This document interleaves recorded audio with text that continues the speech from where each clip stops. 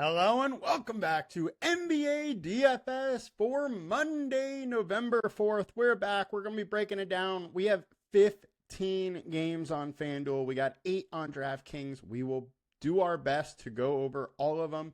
And we're going to jump right in. I am your host, Tyler Wiemann, at FlatTyler83 on X and your DFS sites. Now let's get into it and jump right in as we got a lot to go over.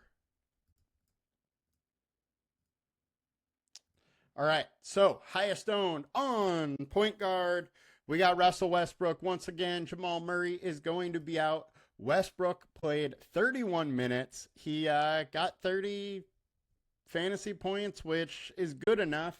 My worry with him is when he's with the starters, his usage is just so much lower than it is coming off of the bench. So while he's a 1.23 fantasy per minute guy, with starters, he's going to be much, much lower, closer to 1 fantasy per minute. Now, can he have an outlier game? Absolutely. I am fine going with him. I'm going to have a lot. He is one of the clear better value spots on the night.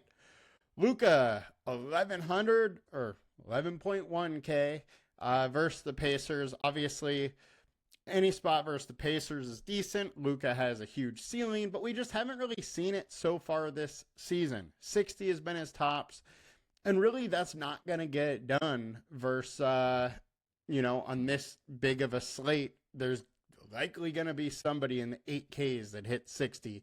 So I don't really think we need to pay up for Luka in this spot. I really do like more of your balanced lineup construction today. Just the chances, obviously a ton of value could open up, but the chances of a big score coming from a medium high price guy is pretty high. Whereas, these 11K guys, if they only score 60, it's just not going to get it done on this 12-game slate. Kobe White, 6,400. He is a little bit chalky, but I don't mind going here versus the Jazz. They're 22nd for shooting guard. Giddey is probable, so he likely goes, but I'm fine to go here. We have seen huge ceiling games. Most likely, though, he's low 30s, and it's just not quite enough to get it done, but the ceiling is there. Colin Sexton, I'm starting to think that I'm insane for keep going back, to him. He's really not playing like his self right now as far as his points per minute fantasy value. It's way lower than it has been, but we're, 4 starts into the season, 6 total games. He can bounce back and have a giant game, and this is a really good spot for him versus the Bulls. So very interested in some Colin Sexton as a little pivot. D'Angelo Russell. People are getting over D'Angelo Russell, but at 5,900, we know we can put up 40, and he's a good spot versus the Pistons. Pistons have been very good versus the point guards so far, though, so there should be a little bit cause for concern there. But all in all, I think D'Lo's in a great spot. And then Josh Giddey. I don't think I would play White and Giddey. I would play probably one or the other, or max 2 of Levine, Giddey, and White. But he's 6,800. He's had a couple mid 40 point games. We see his minutes creeping up. He's at 33 the last game, 31 before that. If he's playing 32 minutes versus the Jazz, the ceiling, we could see one of those 50-point games out of him. Is it likely? No, but is it a real possibility in a very good matchup? Absolutely, and I'm fine taking some Giddey there. And then Jordan Poole, 7,900 versus the Golden State Warriors. You got the whole revenge narrative you want it, but he's been playing well. We've seen mid-40s out of him, and we know he does have 50-point ceiling if he really gets it going. There's no Kyle Kuzma, so the offense is really him and Bilal.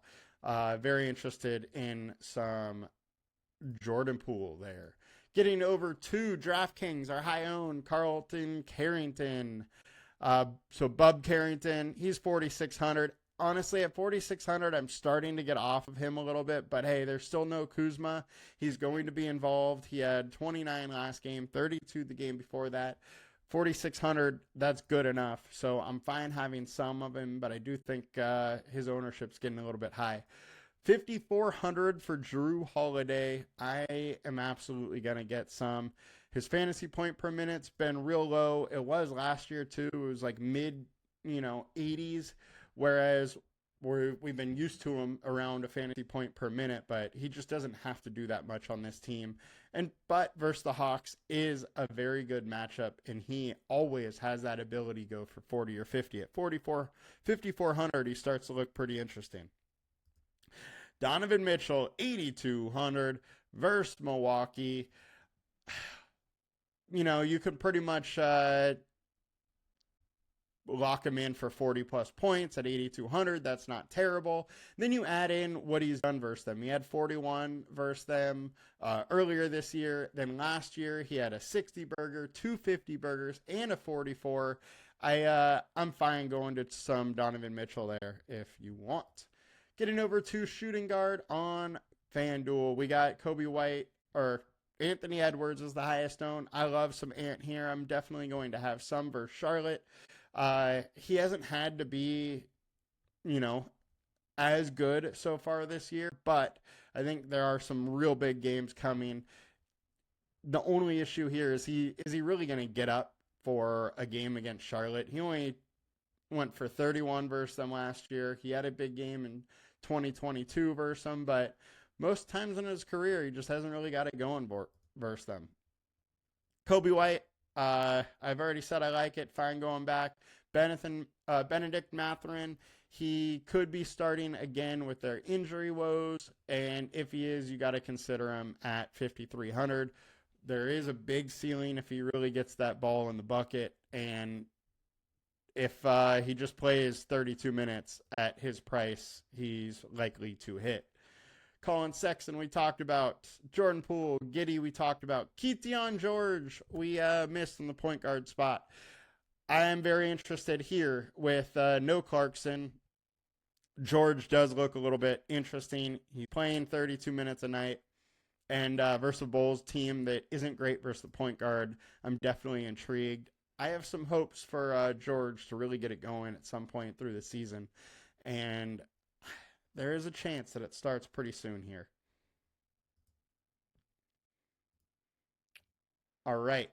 DraftKings, high own, Bub Carrington, Mikal Bridges, 6,200 for Bridges, where he's been in the high 30s, makes a ton of sense. It's versus a Rockets team that's good defensively, and it's a fairly slow-paced game, or low-scoring game. So I understand why people may want to go elsewhere, but I am a little bit interested. His price is just a bit low there.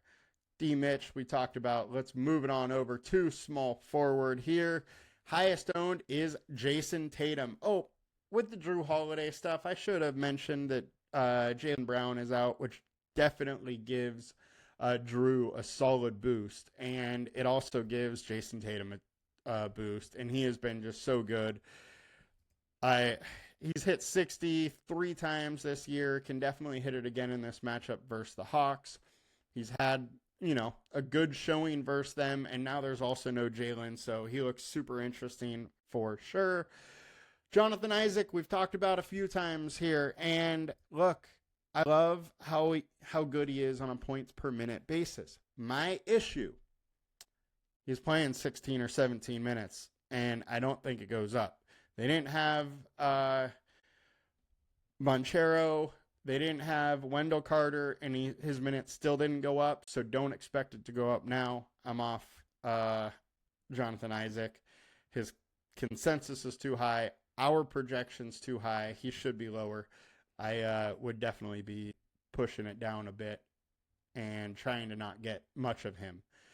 Benedict Mathurin, we talked about. LeBron James, 9K. His price probably going to be in this area, I would say, the rest of the ceiling. His usage just isn't as high as it was last year or previous seasons, but he still does have that ability to go for 50, 60, and he can do it versus the Pistons for sure. I'm fine going to some LeBron. It seems like he's trying to get it rolling a little bit more lately too. Corey Crispert, 4,500, played 31 minutes. He didn't get it done last game, but the minutes are there. He can shoot and he can score. The chance of him hitting 30 points if he plays 30 minutes, 30 fantasy points is decent. So if he's going low owned, I'm kind of interested in some Kispert. Cameron Jordan, he's been balling a little bit, 39, 32, 38. I could absolutely see a mid 30s from him in this spot versus the Grizzlies, who just frankly aren't very good at all. And it's a high pace spot. It's a pace up spot for good old Cameron Johnson. So definitely interested to go to some Johnson.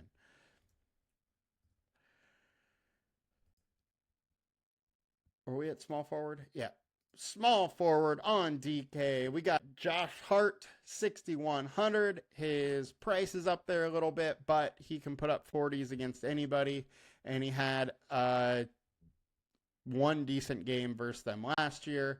All in all, I'm fine to go with some Hart, but he's not one of my main targets for sure.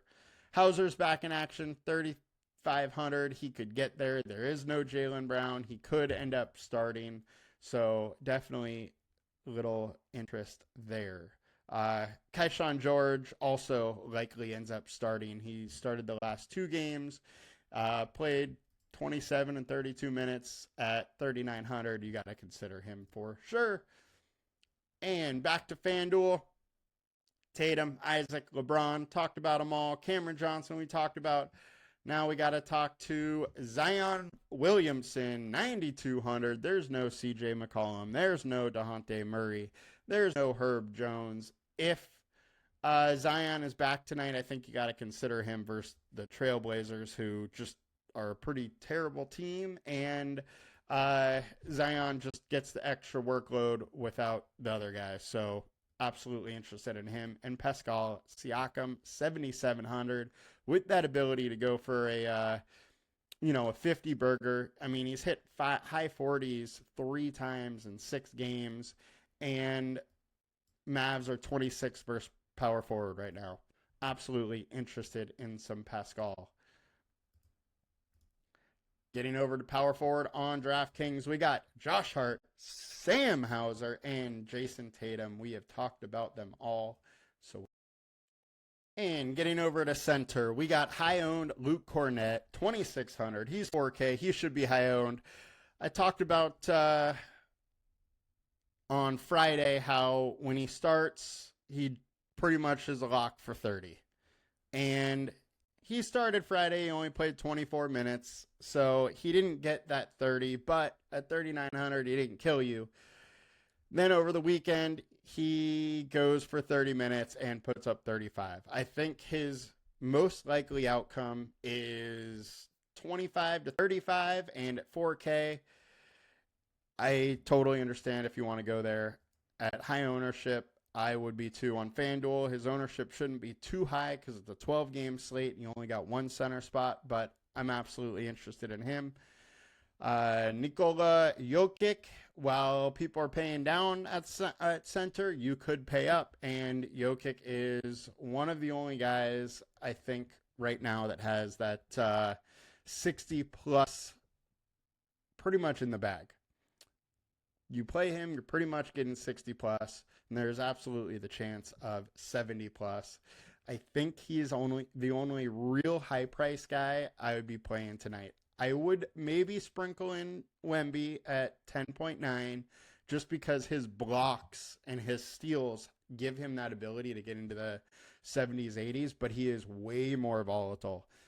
And on a 12-game slate, I don't feel like you really need to go to that type of volatility. But Jokic, I will be playing. Will consider him as well. And some pivots. Nikola Vucevic, the guy has been right around 40 all season long. We know he has that 50-point ceiling. He's versus the Jazz, who haven't been great against center. Kessler is decent. Kessler can get some rebounds, can block some shots, but they're also 22nd versus center for fantasy scoring. So definitely down for some Vooch. He's averaging 33.3 minutes per game this season. And for his career, when he's got 33 or 34 minutes, he's been a stud. And I am absolutely fine going here. I think his price should be higher, in all honesty. So definitely down for some under-owned Vooch in a decent spot. Next, got Cat. Cat is finally starting to play some Karl Anthony Towns basketball, put up 60, put up 53. I honestly kind of expect him to be in that range, and he probably should be priced at, mid nines and not 8,700. I'm fine to go to Cat. He's getting big minutes. Had 39 minutes the other night. In a blowout, only had 27 minutes, still put up 53. If he gets 35 plus minutes, he's going to get you 40 plus, and a chance of a 50 burger or 60 burgers absolutely there. And that's really what I want to do on with my center spot is go to a low-owned, medium, high-price guy that can really go nuts for you, and that's definitely one of the ways if you're not going to play Cornette or one of the other low-owned guys. Another value play that I think is very interesting is Missy. He 26 minutes and started last night, 26 minutes and started the game before that. He has been over a fantasy per minute guy, and I wouldn't be that surprised for him, if he was able to go for 30 plus. He can get some rebounds, he can get some blocks and steals, so that outlier is absolutely there. It's just a matter of, can he get some points on the board with it? Who knows? But at 4,200, he's definitely interesting and definite value play I would consider. On to DK, high-owned. Cornette, he should be. At 3,900, he will be super high-owned. Cat is only 8K on DraftKings, so he's high-owned here, but I love his spot as well. Jonas Valanciunas. Look, Jonas is going to have a few games like the one versus Atlanta the other night where he goes 25 minutes off the bench and just puts up 40. That is going to be in his range of outcomes all season long. I don't love this spot versus the Warriors, but we have seen the Warriors give up big points to bigger centers before. So I wouldn't be that shocked if he was able to have one of those games this time. I just don't love that he's higher owned. He's definitely in the player pool, but have a little reservations with going his route. All right, guys, that will do it for us today. Tried to do it quick because we got a lot going on. Too many games on FanDuel. We got NFL Showdown tonight. You guys have a good one. We will not be back tomorrow because there are no NBA games. I will have some DFS NFL shows coming out tomorrow for Thursday Night Football and for a preview for Week 10. That'll do it for us today, guys. Have a good one. Please like, comment, and subscribe. See you guys later. Peace.